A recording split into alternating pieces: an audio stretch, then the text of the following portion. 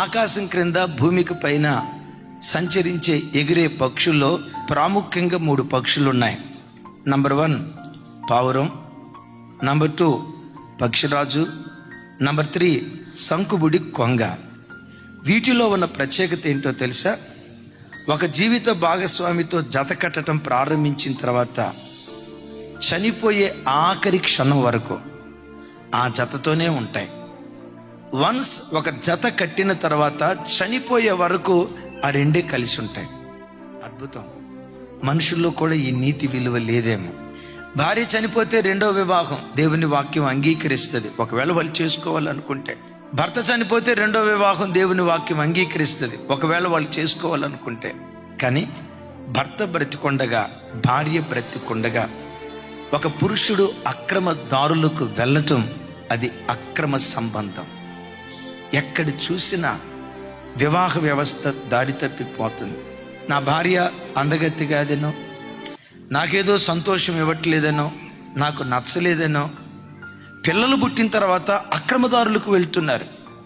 ఏమండి, అలా ప్లీజ్ అండి మీకు దండం పెడతాను, నోరుమే, ఆడదానిలాగే ఉండు. నేనంట, నీ భార్య నోరు నొక్కగలవు, దేవుని నోరు నొక్కగలవా? ఒకవేళ భార్య డిపెండెంట్ అయి నీ కష్టార్థత మీద బ్రతికేది కనుక తన తల్లిదండ్రులను కోల్పోయి, తన కుటుంబీకులను కోల్పోయి, ఇప్పుడు నాకెవరున్నారు భర్తను వదిలిపెట్టి వెళ్తే, పిల్లలేమైపోతారు, కుటుంబ గౌరవం కోసం ఆ బిడ్డ మౌనంగా నీతో కాపురం చేస్తుందేమో. మనుషుడ విను, బోధించే నేను, వింటున్న మీరు, నీతి కలిగిన న్యాయాధిపతి అయిన దేవుని ఎదుట నిలవబడే రోజు ఒకటి ఉంది. నీవు చేసిన ప్రతి చర్యను బట్టి, దేహంతో జరిగించిన ప్రతి పనిని బట్టి దేవుడు లెక్క అడుగుతాడు. We are accountable.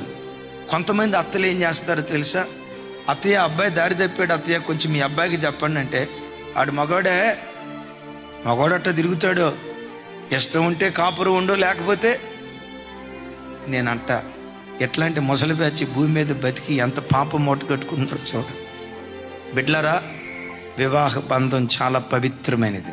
నా చేతులు జోడించి దండం పెట్టి చెప్తున్నా, వన్స్ ఒక్కసారి వివాహమైన తర్వాత ఆ భర్త మంచోడైనా కాకపోయినా ఒకే భర్త, ఆ భార్య అందగత్తి అయినా కాకపోయినా, నేను సుఖపెట్టేదైనా కాకపోయినా ఒకే భార్య. అలాంటి నీతి విలువలతో మన కుటుంబాలను కట్టుకునే కృప దేవుడిచ్చునుగాక.